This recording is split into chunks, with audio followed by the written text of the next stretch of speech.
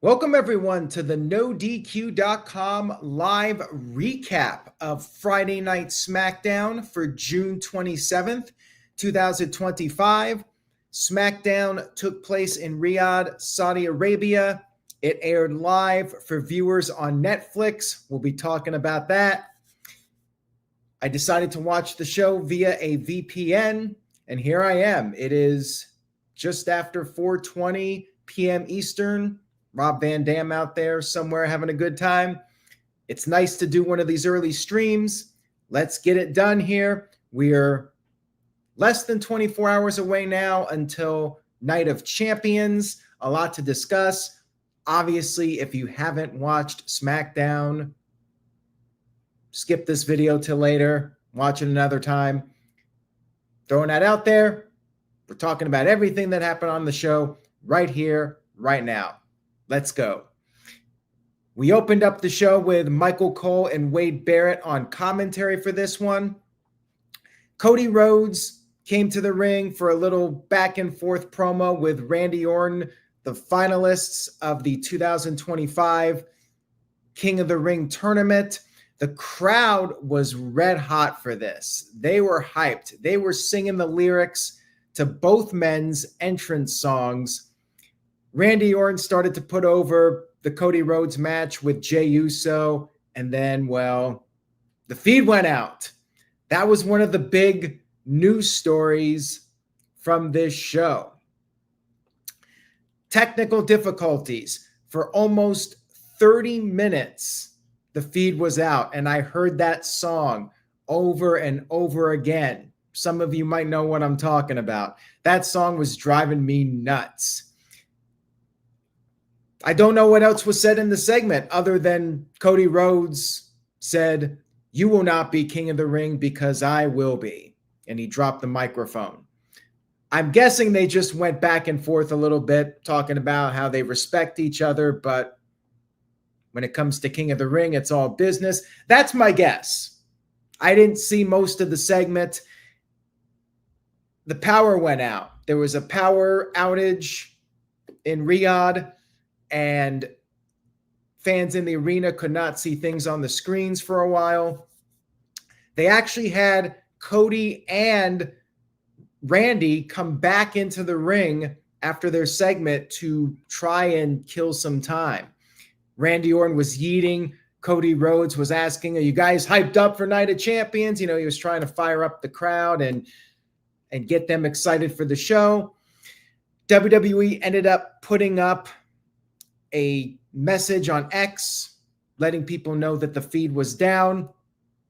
Yeah, about after 30 minutes, it did come back, and Michael Cole and Wade Barrett apologized to the Netflix viewers, and the show went on. Somebody said that Carmelo Hayes was out there. I did see a photo. I don't know what exactly happened, but I know they had to spend some time trying to wait to fix the problem, and then things went on as scheduled. And as it turns out, the final segment of SmackDown went about 10 minutes past 4 o'clock Eastern. I feel like the show will air normally on USA Network, and you won't really notice anything out of the ordinary when you watch it. As far as that claim that a camel chewed the power cable, I saw that from the Watch Wrestling website, which posts the illegal streams, and there was a message on there. I don't know if that's a prank or if that's legitimate. I have no idea. The only thing that's been officially reported is that there was a power outage. We had our first match of the evening, which was Jimmy Uso versus JC Matteo. Now, before the match, Solo was giving a pep talk to JC. They still want to try and give Jimmy another chance to rejoin the family. But during the match, Solo was interfering. He blocked Jimmy from coming over the top of the dive onto JC, and then later Jimmy would make his comeback, and Solo grabbed his leg. That allowed JC to take advantage and pick up the win with the Tour of the Islands Power Slam. After the match, Solo was trying to be all friendly, wanted a hug from Jimmy. Jimmy, of course, slapped him in the face, but then it was the 2-on-1 attack. Jacob Fatu ran out there, big pop for him. He made the save. Solo retreated. Fatu gave JC a top rope moonsault. Solo tried to come back in the ring and attack Fatu, but Jimmy laid him out with a super kick. And there was a little bit more on this. We'll talk about that later. It was a solid match. You know, the angle is interesting. Just building up Solo versus Fatu. Backstage, we had DIY once again trying to motivate all the other tag teams to fight against the Wyatt Six. But then general manager Nick Aldis came in and said that DIY were going to have a match against Andrade and a partner of Andrade's choosing. More on that shortly. We had Zelina Vega defending her women's championship, her United States women's title against Guilia. Zelina had this King Cobra outfit on. The women, of course, full body outfits. Guilia got the early upper hand. Zelina was selling her knee. Guilia did a neck breaker on the floor, came off the top with a missile drop kick, but then Zelina made her comeback, gave Guilia a Meteora into the steel steps, got her back in the ring, came off the top with another Meteora, but Guilia kicked out. Then Zelina hit the code red. Guilia got her feet on the ropes. Zelina went for a moonsault, but missed. And then Guilia took advantage. She hit multiple knee strikes and then pinned Zelina with the Northern Lights bomb to secure the victory and become the new United States Women's Champion. No surprise here. I think this was 100% the right move. And with all due respect to Chelsea Green, we have the first real credible champion. And I say that because Chelsea was basically a comedy act holding the championship. She's great, don't get me wrong, but Guilia feels like she's a worthy champion here.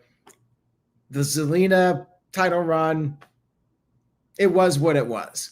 But this is a real chance for the women's United States title to be elevated now with Guilia becoming the new champion. Now, people have called me out for years saying no DQ just spoils everything from SmackDown, which is not exactly the case. Yes, there are spoilers, but I'm careful to not throw people off guard when it comes to spoilers for the most part.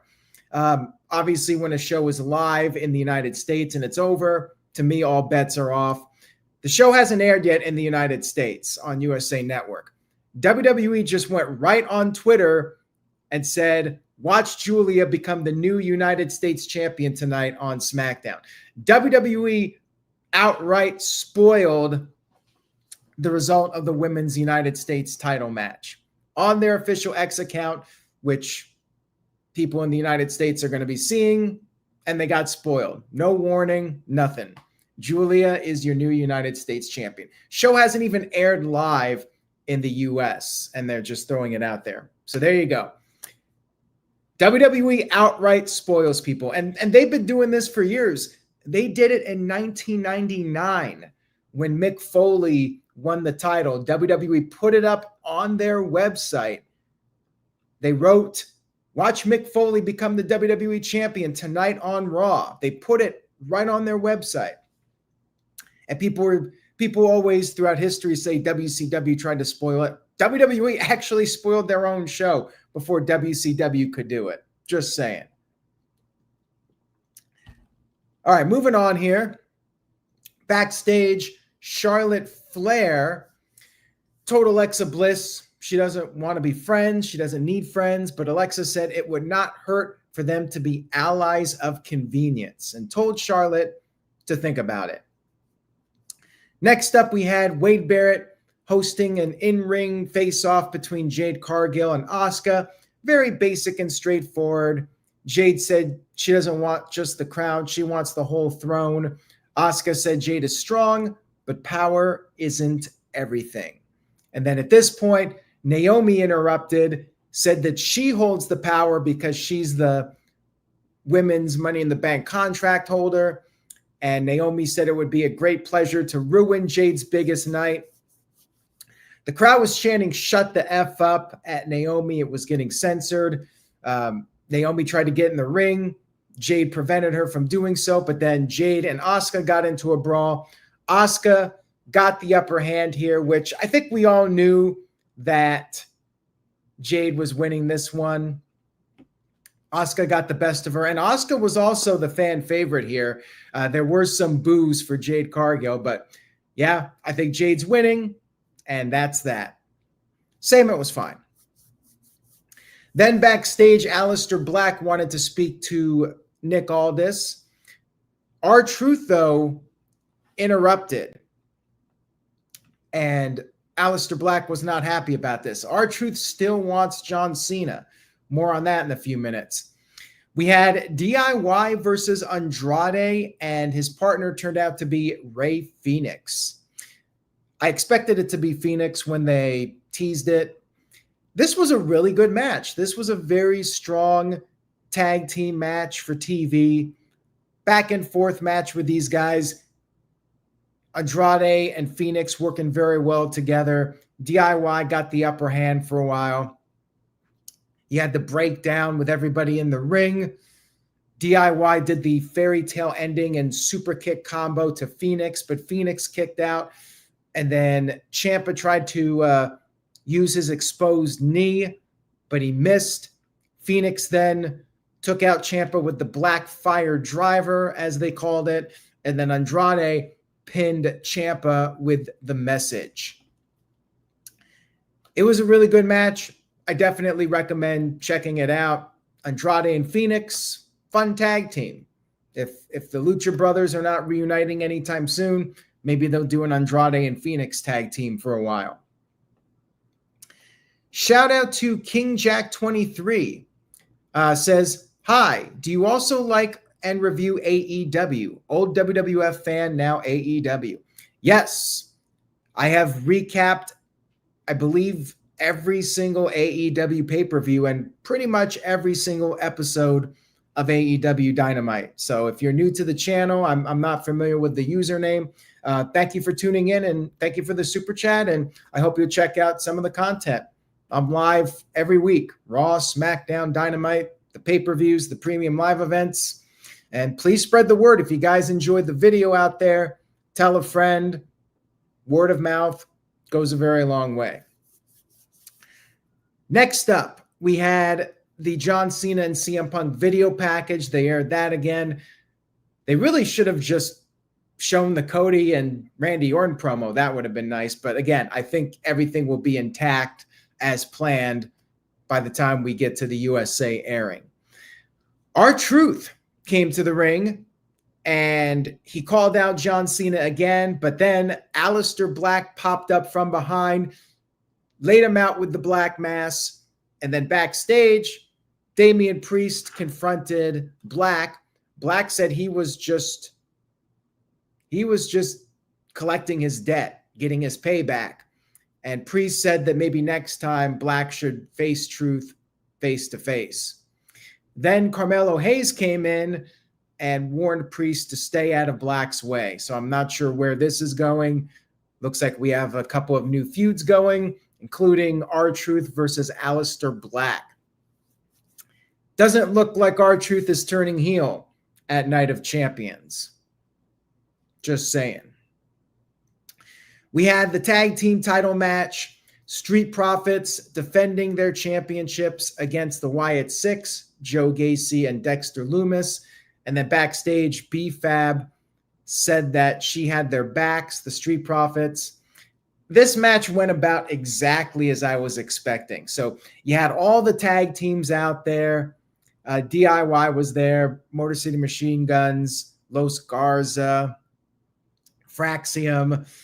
And you had Los Garza pulling Loomis out of the ring. Then DIY pulled Dawkins out of the ring. Everybody started brawling, and the match got thrown out. I expected shenanigans here. Really wasn't a very long match. I mean, not much to say on that. We had the interference, and then everybody's in the ring. Eric Rowan was sent in by Uncle Howdy. Rowan was beating up people, but then Fraxium double teamed him. Uncle Howdy then got in the ring and laid out Axiom with the Sister Abigail. Street Profits then threw Howdy out of the ring. Ford did a dive over the top onto like 7 or 8 people, and the Profits stood tall to end the segment. It was fine, but I kind of rolled my eyes at the whole DQ. I expected it, though, so I can't really say that I was disappointed because I didn't have very high expectations to begin with. Next up, we had an outside the building segment where Jacob Fatu told Jimmy Uso that he doesn't need any help. Jimmy said he was just showing respect to Jacob for stepping up to Solo. My guess is we're going to have more of these guys interacting, maybe even a tag match at some point. Then we had Tiffany Stratton defending her women's championship against Nia Jax in a last woman standing match. I thought this was a really good match between these two. Nia Jax, she gets a lot of hate, but she delivers. Nia did dominate a good portion of it. She gave Tiffany a Samoan drop on the announce table. She sent Tiffany into an exposed turnbuckle. She jumped off the apron and put Tiffany through a table with a splash. Tiffany beat the 10 count. Then they brawled by the stage. Tiffany managed to grab an equipment case and shoved it into Nia. And then they fought back by the ring. Nia regained the upper hand. She hit an annihilator and then put a chair over Tiffany, took her out with another annihilator. However, Tiffany did beat the 10 count.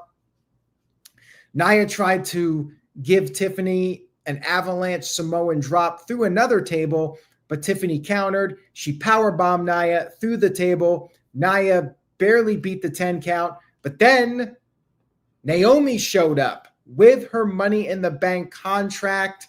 She attempted to cash it in, but Tiffany grabbed the briefcase. She hit both of them with the briefcase, came off the top with the prettiest moonsault ever. However, Nia still beat the 10 count. So Tiffany hit her once again with the briefcase. Nia fell off the apron, crashed through 2 tables.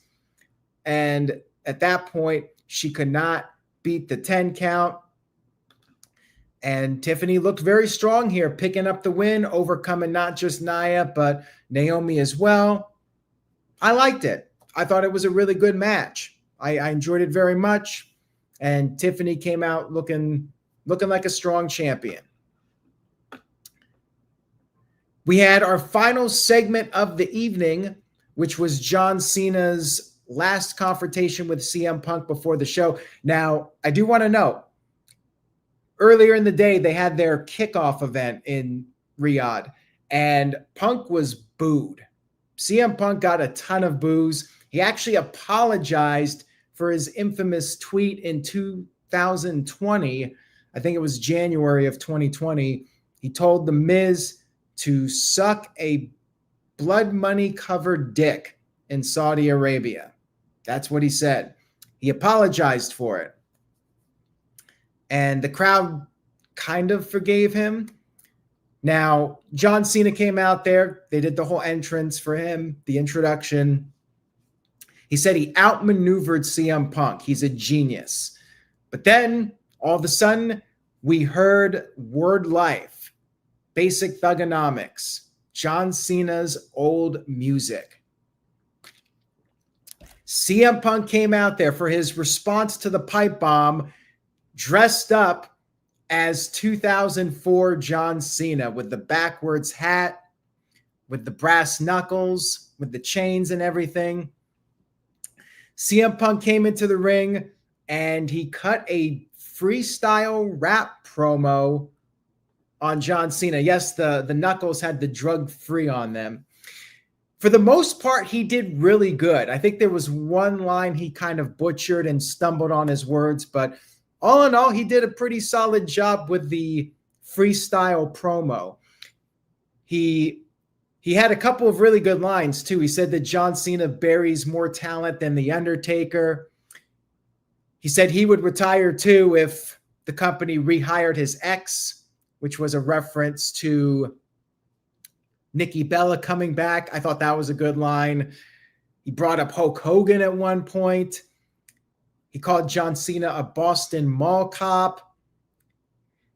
He said that millions chant his name and the fans just chant, "You can't wrestle at Cena."